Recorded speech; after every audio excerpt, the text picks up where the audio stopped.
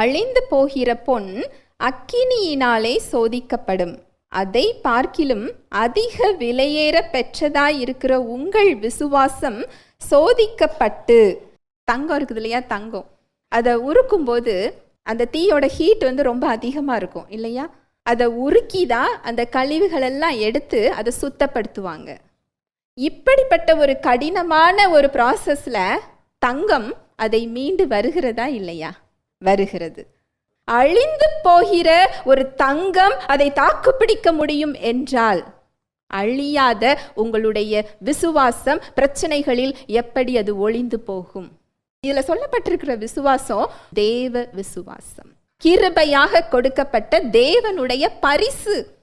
இந்த விசுவாசம் எப்பேற்பட்ட சூழ்நிலைகளையும் தாக்கு பிடித்து நம்மையும் பிடித்து வெளியில என்ன செஞ்சிடும்? கொண்டு வந்துடும்.